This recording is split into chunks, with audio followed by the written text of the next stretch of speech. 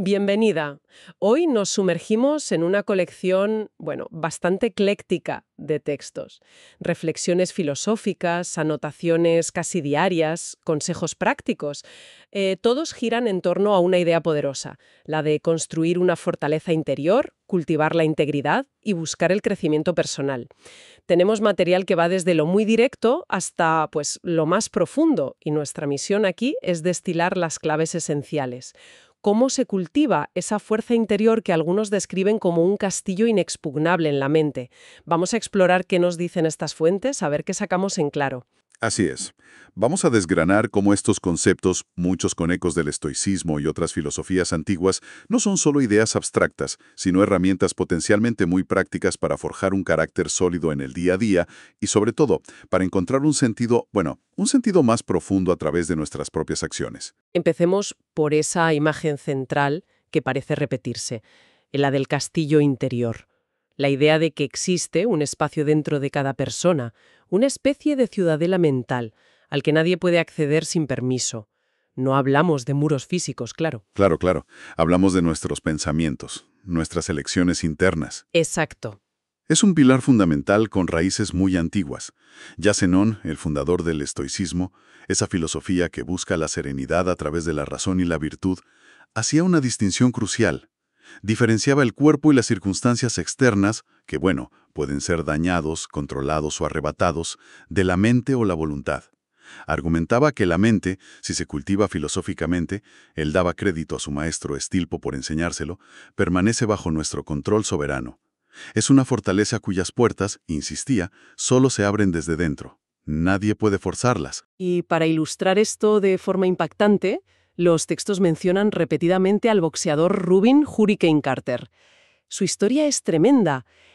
Pasó casi 20 años en prisión por un crimen que finalmente se demostró que no cometió. Una injusticia, brutal. Exacto. Y lo asombroso es lo que él afirmaba desde dentro de esa prisión física, que era muy real y opresiva. Decía que, para él, la prisión no existía. Uf. No negaba la realidad física, por supuesto, sino que se negaba rotundamente a que su mente fuera encarcelada junto con su cuerpo. Es una afirmación casi desafiante. A ver, ¿cómo hay que entenderla exactamente? Pues es la demostración práctica de la idea de Zenón. Carter eligió activamente, día tras día, mantener su libertad filosófica, su integridad mental, a pesar de la falta de libertad física y la injusticia externa. Demuestra que sin importar cuán adversas sean las circunstancias, una enfermedad, una pérdida, una traición, la propia injusticia, nuestra respuesta interna, nuestra actitud, sigue siendo una elección. Esa ciudadela mental es intocable, a menos que nosotros mismos le demos las llaves al invasor, por así decirlo, ¿no? Cediendo al miedo, la desesperación o el resentimiento. Ya. Y esta capacidad de elección, esta fortaleza potencial, es universal. No es patrimonio exclusivo de héroes o santos, está latente en cada persona. Entendido. Es una idea poderosa, sí, la de esa soberanía interna. Pero parece que los textos no se quedan ahí. Insisten mucho en algo que a veces olvidamos. La diferencia entre ser algo en nuestra cabeza y hacer algo en el mundo real. Una cosa es pensar, soy una persona íntegra, y otra muy distinta es actuar con integridad consistentemente. Totalmente. Ahí es donde la filosofía se vuelve práctica y exigente. Los textos plantean preguntas directas. ¿Se cumplen las promesas hechas? Incluso cuando ya no apetece o resulta inconveniente. ¿Se afrontan las tareas difíciles, las conversaciones incómodas, o se buscan excusas? Uno de los escritos menciona ese ejemplo cotidiano. ¿Ayudas a ese amigo como prometiste, o te quedas jugando a videojuegos porque es más fácil? Parece trivial, ¿verdad? Pero refleja esa brecha entre la intención y la acción. Justo. Entonces, la virtud no es solo un sentimiento o una identidad autopercibida. Exacto. La virtud, tal como la presentan estos textos, es acción coherente. Es hacer el bien, no solo desearlo. Es cumplir la palabra dada. Es realizar lo que uno de los textos llama el propio trabajo, que no solo es el empleo, sino la tarea fundamental de vivir de acuerdo con los propios principios, de ser responsable, de contribuir. Se trata de ser consecuente, de que nuestras acciones hablen más alto que nuestras intenciones. Y esta conexión entre fortaleza interior y acción coherente no es solo teoría. Los textos nos traen ejemplos históricos que la verdad impresionan, como el de Catón, el joven, una figura estoica conocida por su rigidez moral. Se cuenta que soportó insultos e incluso agresiones físicas en público sin perder la compostura. Sí, y la clave aquí es que esa capacidad de respuesta no era improvisada. Era el resultado de un entrenamiento previo y constante en la ecuanimidad. Ecuanimidad. Sí, entendida como esa capacidad de mantener la serenidad interior y el juicio claro, sin importar el caos o la provocación externa. Catón se había preparado para esos momentos. Fíjate. También se menciona a Rutilio Rufo, otro estoico que enfrentó un exilio injusto.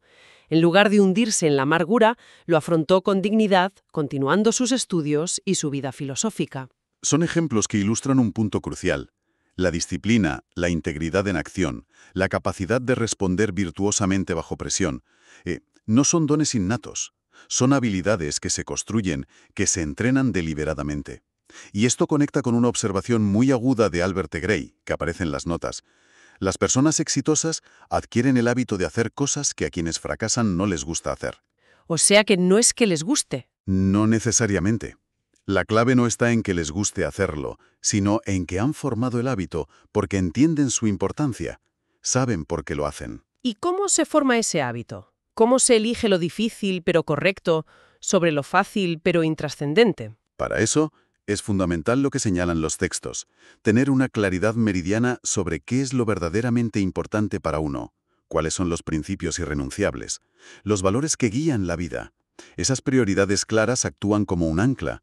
Son el porqué que nos da la fuerza para elegir la acción correcta, aunque sea la más ardua. Claro. Sin ese ancla, es fácil dejarse llevar por la corriente de la comodidad o el impulso del momento. Muy fácil. Vale. Entiendo la conexión. Fortaleza interior, claridad de prioridades y acción coherente. Pero, sinceramente, puede sonar un poco abrumador. Construir esa fortaleza, mantener esa coherencia, parece una tarea titánica. ¿Por dónde se empieza? Es una reacción muy natural.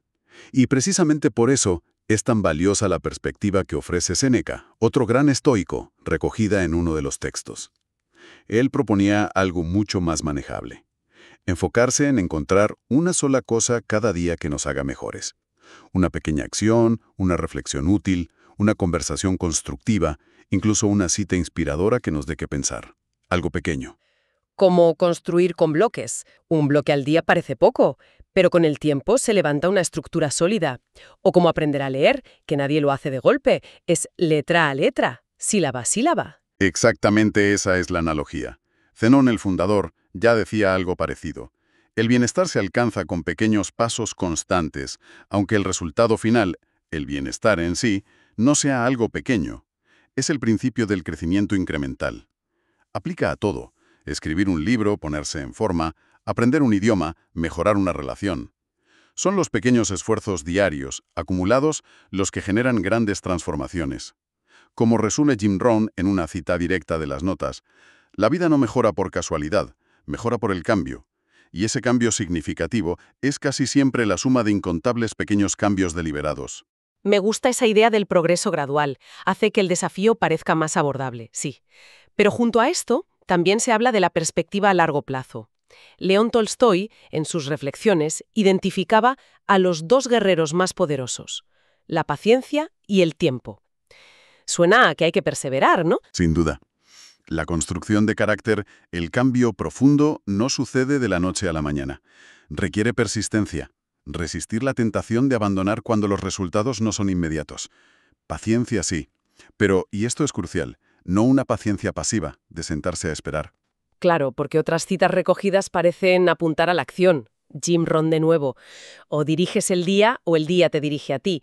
O esa de Ralph Waldo Emerson. Si no intentas hacer algo más allá de lo que ya dominas, nunca crecerás. Parece una combinación de paciencia en el resultado y diligencia en el proceso. Precisamente, es una paciencia activa, una perseverancia enfocada. Dirigir el día implica tomar decisiones conscientes, actuar. Intentar ir más allá de lo cómodo es la única forma de expandir nuestras capacidades. Y para poder hacer ambas cosas, dirigir el día y atreverse a crecer, se necesita claridad mental. ¿Y cómo se consigue esa claridad? El día a día puede ser muy ruidoso, ¿eh? Aquí entra otro elemento importante que Tolstói también destacaba y que recoge en las notas, la necesidad de ciertos momentos de soledad reflexiva. Él decía algo así como, cuanto más sola está una persona, más claramente oye la voz de Dios. Podemos interpretarlo como la conciencia, la intuición, la verdad interior, según las creencias de cada cual. Henry Amiel lo describía poéticamente como una conversación sincera entre Dios, nuestra conciencia, y nosotros mismos. Entonces se trata de buscar momentos de quietud para conectar con esa brújula interna. Exacto.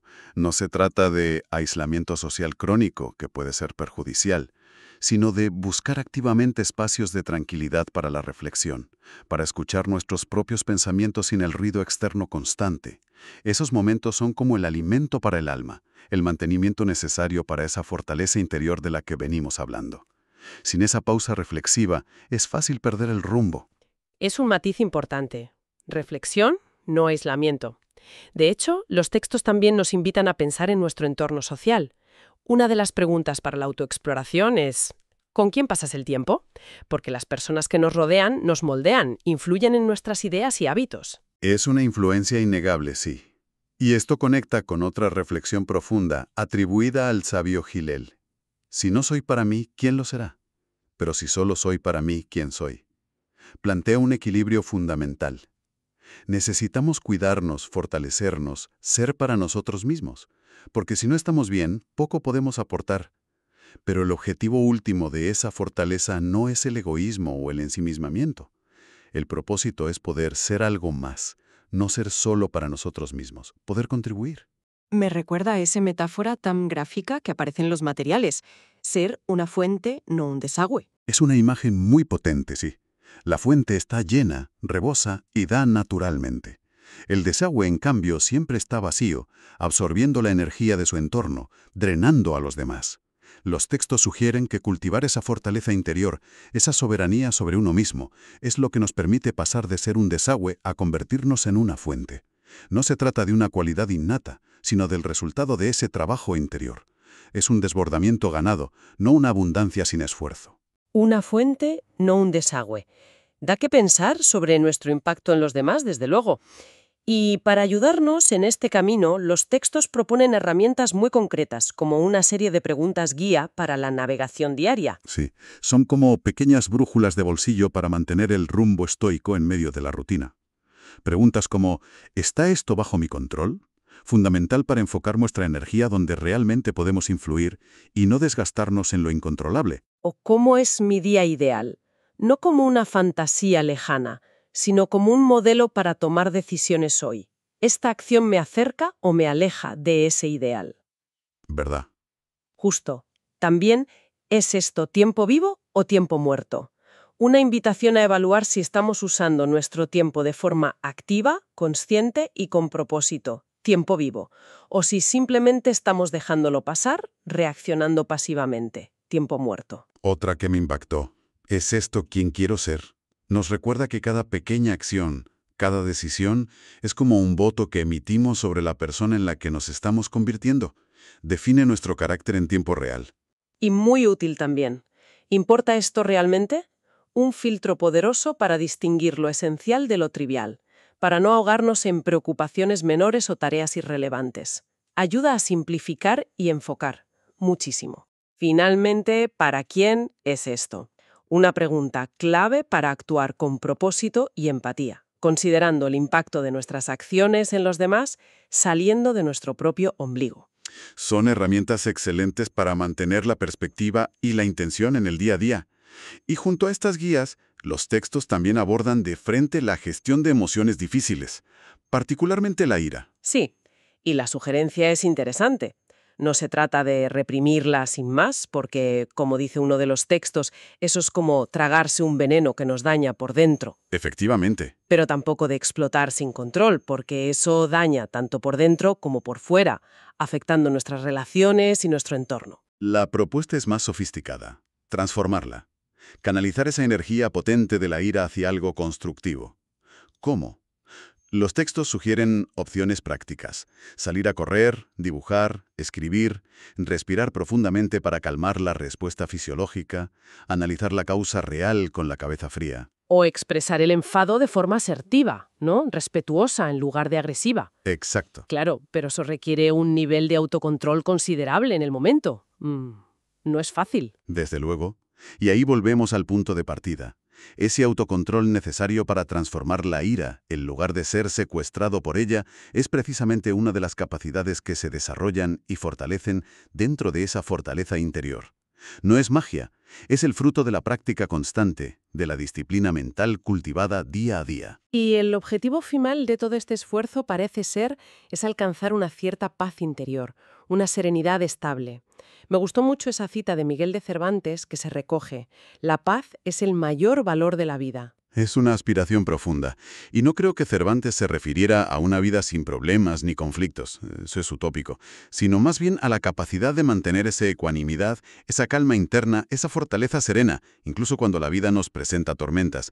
Es la paz que podía sentir Rubin Carter en su celda, o Rutilio Rufo en el exilio, una paz que no depende de las circunstancias externas, sino de la actitud interna. Entonces, si intentamos atar todos los cabos de estos textos tan diversos, ¿cuál sería la idea central que más resuena? ¿Con qué nos quedamos? Yo diría que la conclusión principal es doble. Por un lado, la afirmación rotunda de que poseemos esa ciudadela interior, esa capacidad inalienable de elegir nuestra respuesta ante cualquier situación. Nadie puede quitárnosla si no decidimos entregarla. Somos soberanos de nuestro mundo interior. ¿Y por otro lado? Por otro lado, la insistencia en que el significado último de nuestra vida no se encuentra en elaboradas teorías filosóficas ni depende exclusivamente de la suerte o las circunstancias externas. Se forja, se construye y se revela en el día a día, a través de nuestras acciones y decisiones concretas. Lo que hacemos de forma consistente es lo que define quiénes somos y qué valor tiene nuestra existencia. Nuestras acciones son, en esencia, la respuesta que damos a la pregunta sobre el sentido de la vida. Nos quedamos entonces con esa idea potente y también exigente. Somos arquitectos de nuestro propio carácter y del significado de nuestra vida. Una construcción que se hace ladrillo a ladrillo, elección a elección, día tras día, sin atajos. Exacto. Y quizás, como reflexión final para seguir, dándole vueltas después de esta conversación, podríamos plantear una pregunta que se deriva de la metáfora de la fuente y el desagüe. Si cultivar esta fortaleza interior nos permite transformarnos, pasar de absorber energía a irradiarla, ¿cómo cambia eso, de maneras concretas y observables, no solo nuestra propia experiencia vital, sino nuestro impacto real en las vidas de quienes nos rodean? ¿De qué formas específicas esa soberanía interna bien cultivada se traduce en contribuciones externas que enriquecen el mundo, aunque sea a pequeña escala? Ahí puede residir una motivación aún más profunda para emprender este camino.